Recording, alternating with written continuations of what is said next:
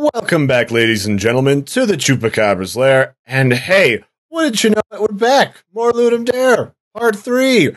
And we got more delicious coverage of 3 more delectable games, starting off with The Lich Lords, a game by the Imaginary Monsters team, which is made up of Peter Lazarski and music by Robert Mostin.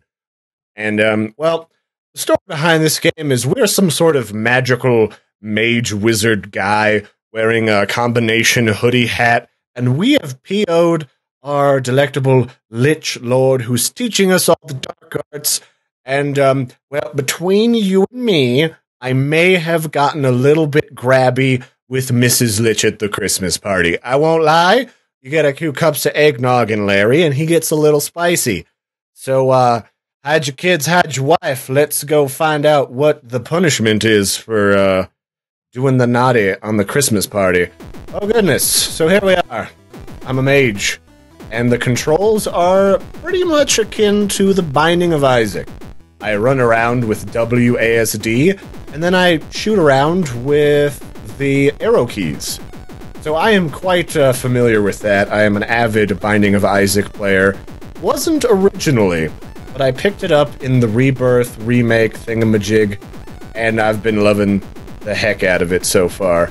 So our goal, we just want to not get touched until we can kill 100 of these creepy crawlies. And we've got 2 kinds of creepy crawlies. We got these green Gorgon skulls that poop fire, just like Chuck Norris eats nightmares and poops whoop ass. And I'm not so much a fan of them. They're really fast, and obviously I don't really want to be a crispy cryptid, so I just want to kite them around until, well, I've murdered 100 of them, and then my Lich Lord will let me live for another day. Probably to make me dance tomorrow, because, you know, did the thing with Mitch's Lich, and he's still kind of angry about that. To be fair, the relationship wasn't great. He has been summoning a lot of succubi from the demon realm. But, I don't know, man. Still your wife, I guess. Spicy bastard. So, this game, it's pretty simple and straightforward. Very arcadey. It's, in a way, it's sort of an endless killer game. And it's got a really nice art style. And I could totally see this getting ported over into sort of like a dungeon exploration RPG type game. Something like the Binding of Isaac meets the Legend of Grimrock. And you just have to, like, explore throughout this dungeon, uncovering ancient hidden magics and clues for some unknown reason. Now, what reason could that be? I think I'll take a page out of the Dungeon Defender's storybook manual and say, your evil Lich Lord, he's going on vacation, or he's gotta go to the Dark Arts Magic Conference, and he's left you in charge, and you accidentally broke the Eternium crystal that locks his nemesis away in the deepest bowels of the dungeon.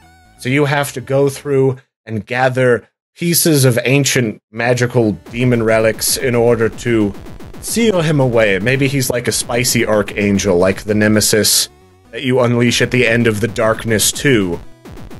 That's one way you could go about it. Maybe you're literally like the Legend of Grimrock, and you are just wandering through this dungeon because you were chased in here by a roving band of ogre bandits that want to get spicy with your backside because they've been out in the woods for a really long time and they're lonely.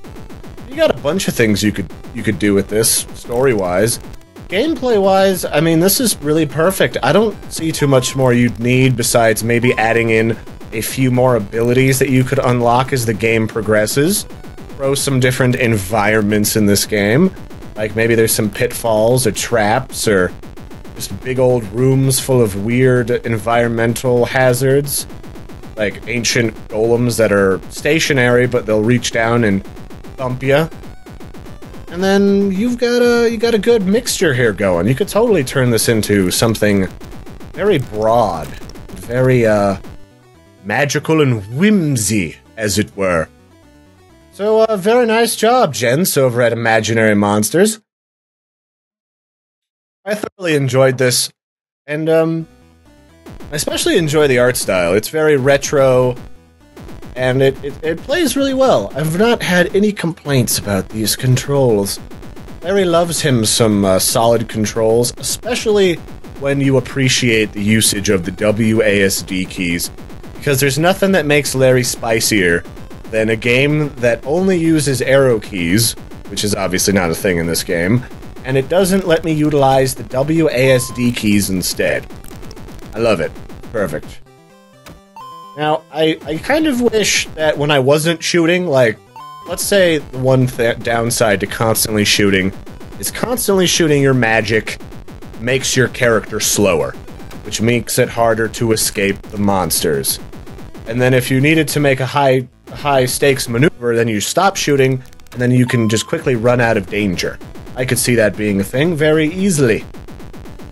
And then maybe, I don't know, maybe you could have a charge shot or something.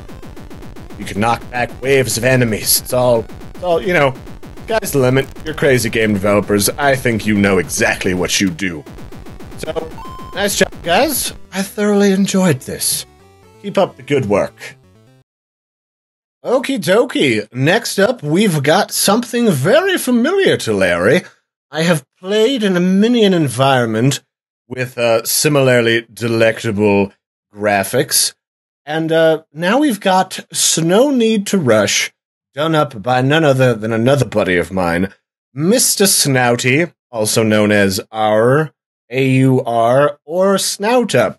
And he makes a lot of really cool stuff. I checked out his game Shuriken, and he's got like this Iron Snout game where you're this gladiatorial piggy who's got to fight off a scourge wave of big bad wolves and werewolves, and I don't know, I think there's academic wolves in there with little college hats. So we're going to be playing up a game all about being a spicy snowman.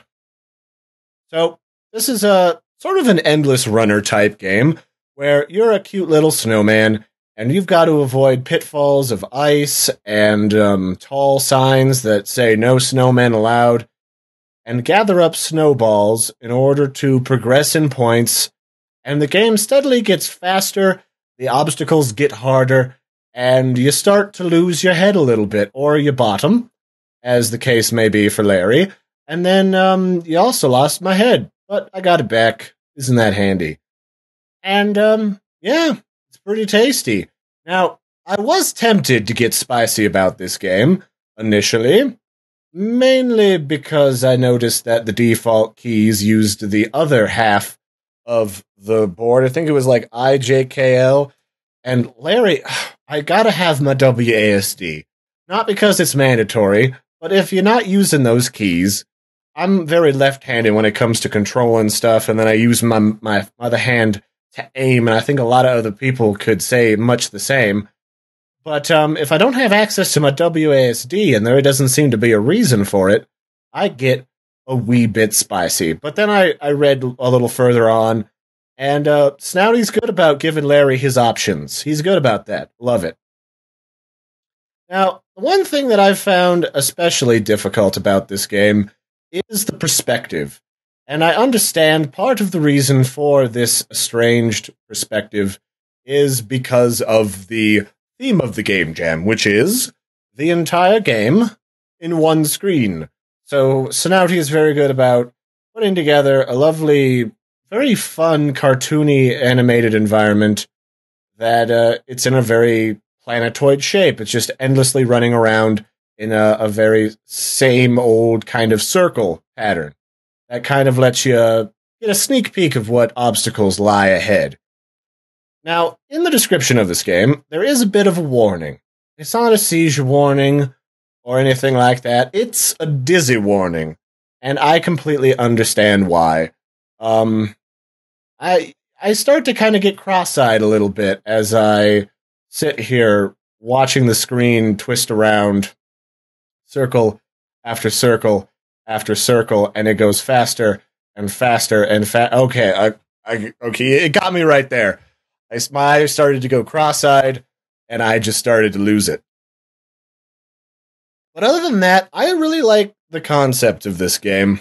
It's all about just getting the highest points you can as your snowman in order to just beat your latest high score, and it progressively gets harder and harder and harder the longer that you run, which is sort of a break from a lot of traditional endless runner type games, because most of those games, the difficulty just starts out maddening, and it never really changes, which doesn't provide Larry with a lot of variety.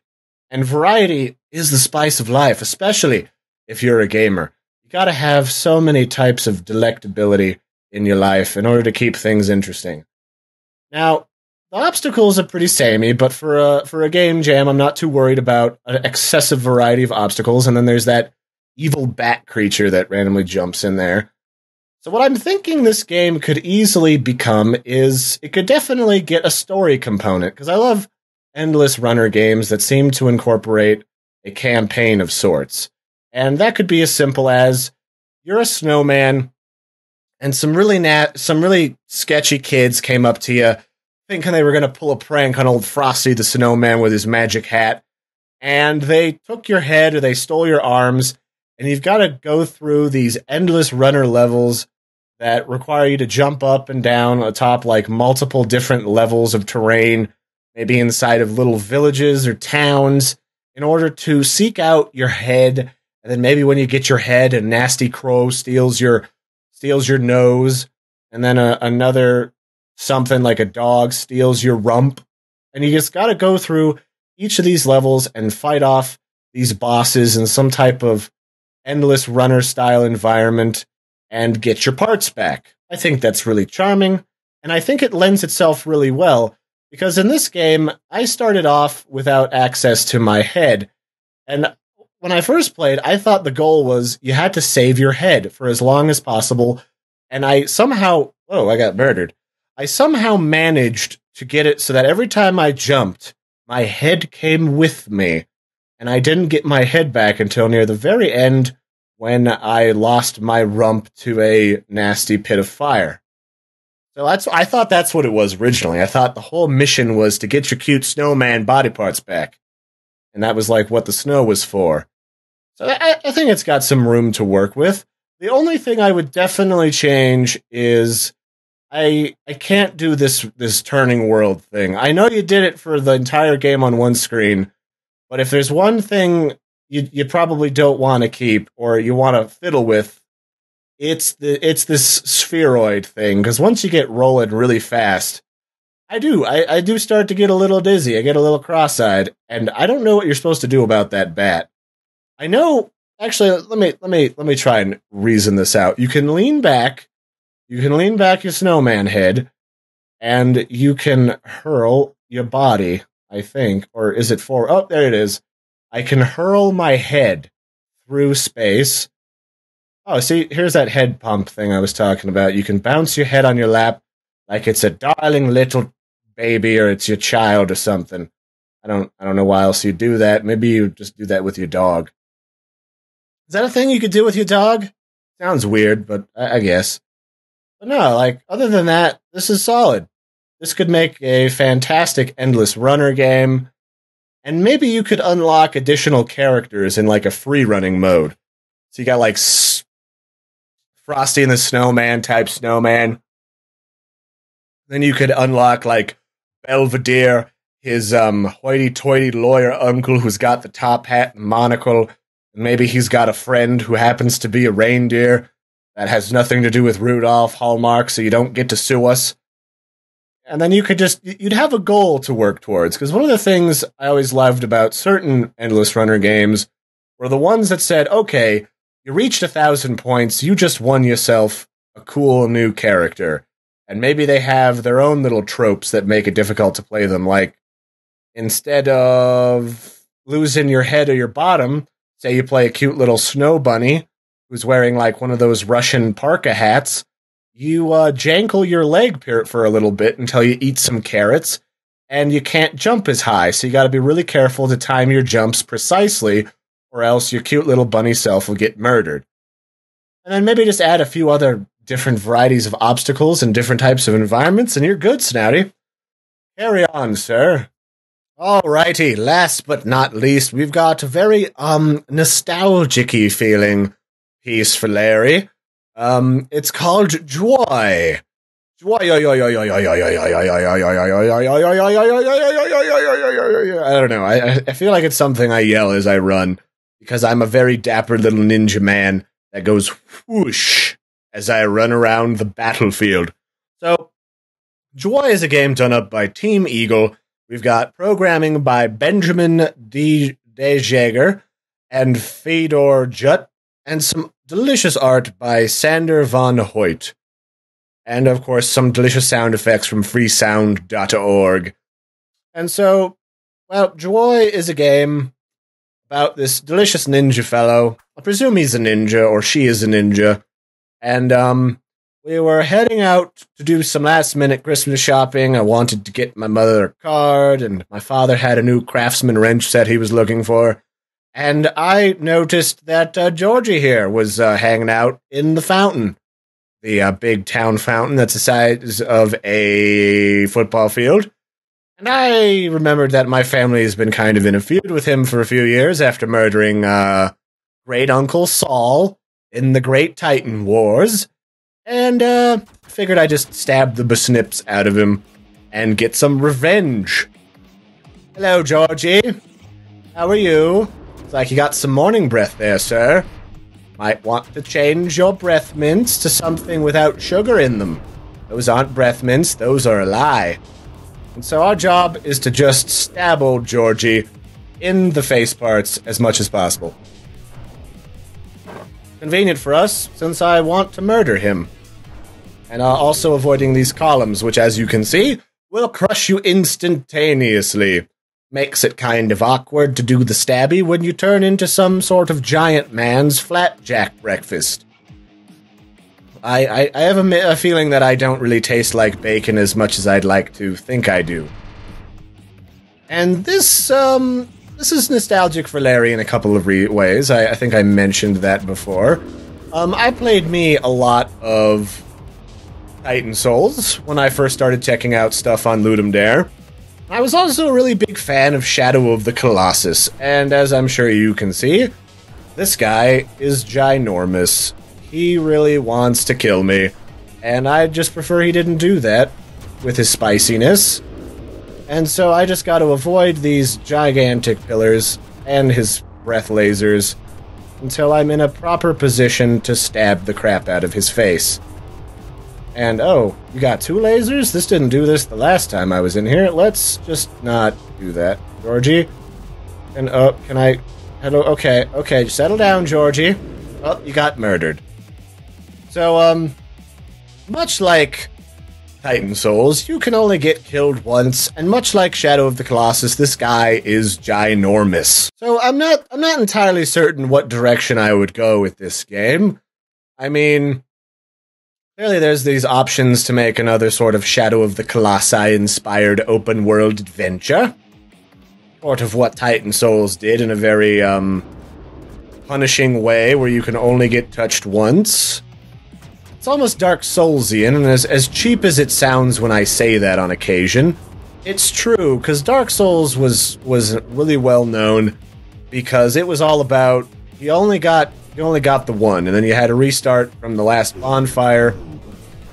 Like that when I was trying to sneakily sneak around the hitbox of those crushing stones, and then you had to redo the whole thing over if you got killed. Well, not the whole thing, but since the last time you were at a bonfire and murdered a boss was what you had to redo. So I like that punishment system. It makes you extra careful, and it makes you really thoughtful about the maneuvers that you make in the game. And so, to that effect, you really just need to offer a touch of variety in your big scary monsters, and the battlefields that you end up encountering them in, and maybe, just some weird story. Like maybe you're... I don't know, this guy kind of looks like a swashbuckler to me. He's been washed up on the shore of some ancient island, and we have to uncover a crystal in order to escape that island. And so, to get that, we've got to destroy these ancient Shanaquan war machines called Nagrai. Does this look like a Nagrai? This looks like a Nagrai. In order to unveil and unleash their magics on the land. Can I reset this? Is there a way? Can I?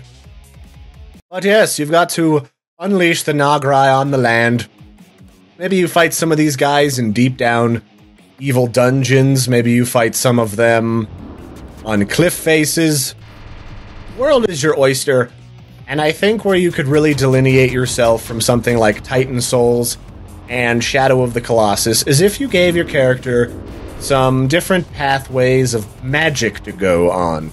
Maybe you have like some sort of magical companion, sort of like that weird floaty eyeball man from the Halo series that follows you around, assisting you in unlocking the ancient magics, and maybe it turns out later that they're evil. But they assist you in telling you exactly what bits of magic you're really interested in order to go down one tree or the other. Maybe you get magics that... Oops. Got murdered. Maybe you get magics that make you more of a deadly warrior. Maybe you get some that make you into a sorcerer. Or maybe you get some that turn you into a necromancer to unleash the ancient magics of the Necroi. I'm just making up names as I go along now. To fight these gigantic Nagatai, whatever name I just picked a few moments ago, with their very own magics that once sustained them. Sky's the limit. You could, I mean, really, I like different sorts of, like, stories that emphasize an ancient civilization, sort of like Atlantis, that once existed in maybe, like, South America or something, and you've accidentally unleashed some of their ancient magics that, say, some alternate universe's version of conquistadors died to, seal away. But other than that, I'm digging the whole concept. It's a wonderful package. I'm really enjoying it. I've had a lot of fun just trying to avoid getting hit by some of these jankier hitboxes. But so far, the music and the sounds have been sound. The controls have been pretty sound. The sounds and the art are delicious. It's a good package. The only thing I might say is, if you do any refinement on this, I wouldn't mind, like, a little refinement of the combat controls. And to that I mean, I like a dash that has, like, a quick stab motion to it. But I wouldn't mind, like, having a chance to wail on a character, like, up close and personal, like when you start beating on his chin, and having an ability where you can just wail on them without using a dash ability, because dashing around can be a little bit pain in the butt to control at times, as I'm sure you understand. Otherwise, Team Eagle, I like it. I'm just not sure what direction it could go. And also the murdery. I get caught on stuff somewhere. I don't know if that's just me being bad at this game so far, or if it's a weird hitbox, but other than that, good stuff. But if you do turn this into like a full-fledged game, or find another avenue for this to go down, maybe it's more arcadey and you just fight a series of these colossi in an arena mode, let me know. I want to take a second look at this if it gets adjusted. It's fun. I like being a crazy little dashing ninja. Dashing through the swamp, fighting a giant dude. Gonna get stabbed, don't stab me in the face. Oh, oh, oh. He's got a laser, gonna shoot me in the jibs. I don't want to get blown up, so let's go stab his face. Oh, yo yo yo yo yo yo yo yo yo yo yo. All right, good job, guys. I've been your host, Larry the Chupacabra. Everybody, had a lot of fun checking out these games, and I want to give a shout out and a thank you to all the people who've been giving me suggestions, just like last time. Helps me out, lets me see a bunch of cool games I might not otherwise find. So keep them up. And I will attempt to spice them in to the mix as often as possible. Well, try to at least one episode. In this case, the one that was shared to me was Lich Lords. And so I'll try to do yet another one in the next episode. And if you enjoyed this series, throw Larry some likes and some subscribes. Going to keep this rolling on throughout the entirety of the voting period and a little bit afterwards. And as always, the links and everything to these games are in the description. So I will catch you next time. Have a good one, everybody.